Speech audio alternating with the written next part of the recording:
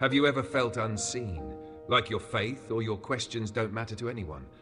What if someone told you that Jesus saw you long before you noticed him? And what if that one moment of being truly seen could change the entire direction of your life? The story of Jesus calling Philip and Nathanael in John 1:43-51 is one of the most powerful moments in the early gospel narrative. It's not about a miracle, a crowd, or a storm. It's about being seen, really seen by the Son of God. This encounter shows us that Jesus doesn't just call people to follow him. He reveals that he already knows their hearts before they even speak a word. It begins the day after Jesus called Andrew, Peter, and John. The next morning, as he prepared to leave for Galilee, Jesus found Philip and said to him, "Follow me." Philip, from the same town as Andrew and Peter, immediately responded. There's no debate, no hesitation, just obedience. Something about Jesus' presence, his words, and his spirit moved Philip's heart instantly. But Philip didn't stop there. The moment he met Jesus, he wanted others to know too. He ran to find his friend Nathanael, saying with excitement, "We have found the one Moses wrote about in the law, and about whom the prophets also wrote, Jesus of Nazareth, the son of Joseph."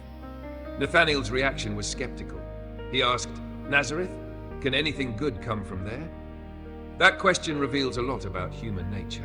We judge quickly, by reputation, by origin, by what we think we know. Nazareth was a small, obscure town with no prophetic importance. It didn't fit the image of where the Messiah would come from. But Philip didn't argue. He simply said, "Come and see." Those three words, "come and see," are the heartbeat of evangelism. Instead of debating or convincing, Philip invited Nathanael to experience Jesus for himself. Because once you truly encounter Christ, no argument is needed. As Nathanael approached, Jesus looked at him and said, "Here truly is an Israelite in whom there is no deceit." Surprised, Nathanael asked, "How do you know me?" And Jesus answered with something that must have sent chills through his soul. "I saw you while you were still under the fig tree before Philip called you." That one sentence transformed Nathanael completely. The fig tree was a private place, a quiet spot where Jews often prayed or studied scripture. Whatever Nathanael was thinking, saying, or feeling beneath that tree was something deeply personal, known only to him and God. So when Jesus revealed that he had seen him there, Nathanael realized this was no ordinary man. Only the Messiah could see into the secret places of the heart. Overwhelmed, Nathanael declared, "Rabbi, you are the Son of God. You are the King of Israel." In that instant, doubt turned into faith. Skepticism became worship. Nathanael didn't need more proof. Being known by Jesus was enough. This story beautifully captures how Jesus meets people in unique ways. For Philip, it was a direct call, "Follow me." For Nathanael, it was a revelation, "I saw you." One call stirred obedience, the other awakened belief. Both led to transformation. Jesus then said to Nathanael, "You believe because I told you I saw you under the fig tree. You will see greater things than that." And then he added, "Very truly I tell you, you will see heaven open and the angels of God ascending and descending on the Son of Man." That final statement connects the moment to Jacob's dream in Genesis, the vision of a ladder reaching from earth to heaven, with angels moving up and down. Jesus was showing that he himself is the bridge between God and humanity, the connection between heaven and earth. Through him, the barrier of sin is broken and the way to the Father is open. When we think about this encounter, we're reminded that faith often begins with something deeply personal, a moment when we realize Jesus has seen us long before we noticed him. He knows our doubts, our pain, our questions, and still calls us by name. Think about Nathanael's journey. He began as a skeptic. He didn't believe anything good could come from Nazareth, yet within minutes he was declaring Jesus as the Son of God. What caused such a change? Not argument, not persuasion, but revelation. Jesus didn't just answer his question, he revealed that he knew him. That's what changes hearts, not information, but encounter. Many people today are like Nathanael. They've heard of Jesus, but skepticism clouds their vision. Maybe they've seen hypocrisy in religion, disappointment in people, or pain in life. They think, can anything good come from faith? But when they truly encounter Jesus, the one who sees them under their own fig tree, everything changes. We all have our fig trees, those quiet places where we wrestle with our doubts, dreams, and disappointments. Maybe it's a late-night drive, a lonely park bench, or a silent room after heartbreak. And in those moments, Jesus sees us, not with condemnation, but with compassion. He knows our thoughts, our struggles, our longings. When he says, "I saw you," he's saying, "I understand you. I know you. I've been watching over you long before you looked for me." This is the heart of the gospel, that the Son of God sees each of us personally. We are not lost in the crowd. To the world we might be invisible, but to Jesus we are known completely and loved fully.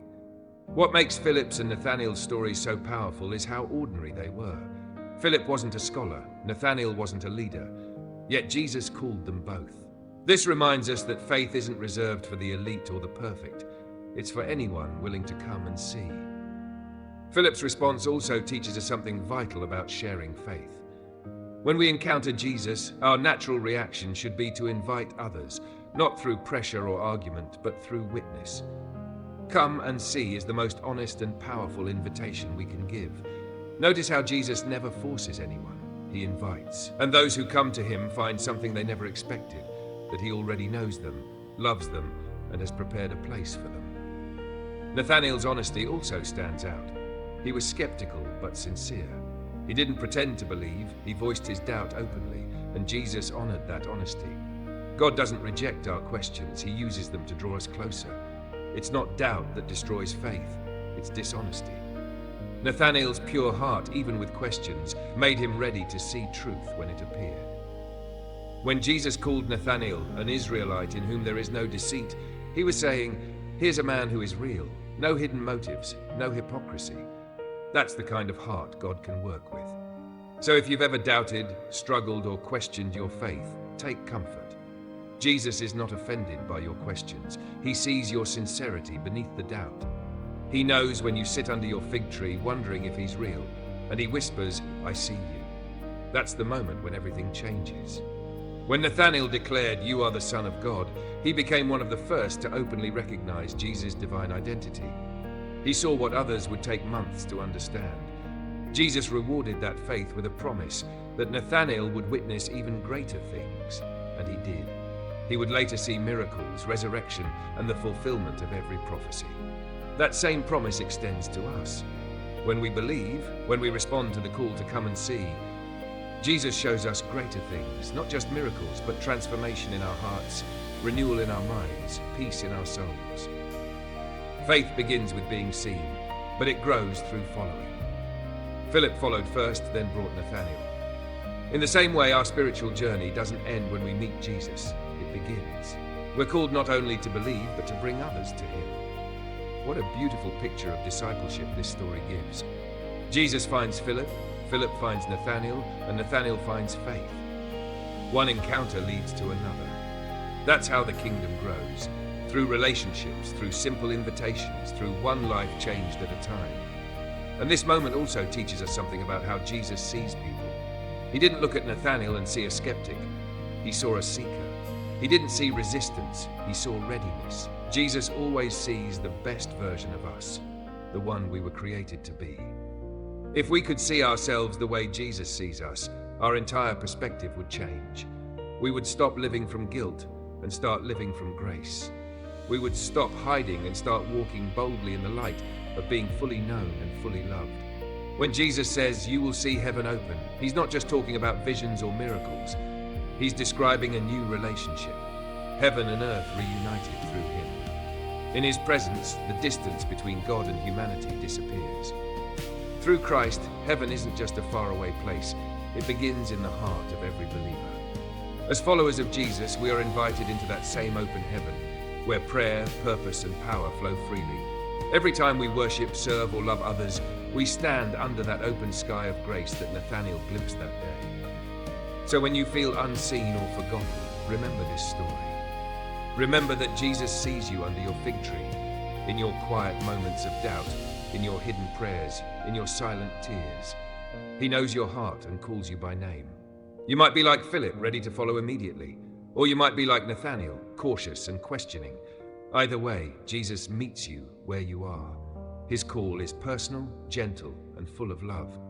And once you experience that moment, that feeling of being truly known by God, you'll never be the same. you'll want to tell others, come and see, because what you've found is too beautiful to keep to yourself. The story of Philip and Nathanael is a reminder that God doesn't just look at crowds, he looks at individuals. He doesn't just call the qualified, he qualifies the called. And he doesn't just see who you are, he sees who you can become. So today, hear his voice calling you, follow me. He sees you under your own fig tree. He knows your heart, your fears, your hopes, and he invites you to step into something greater, a life of faith, purpose, and unshakable peace. If this story touched your heart, don't let it end here. Take a moment to thank God for seeing you, for knowing you, and for calling you by name. And as you do, remember, he's still saying, you will see greater things than these. Thank you for watching this message. If it blessed you, please like this video, follow Holy Path Insights, and share it with someone who needs to know that Jesus still sees them today. Your share might be the invitation that helps another person say, I will come and see.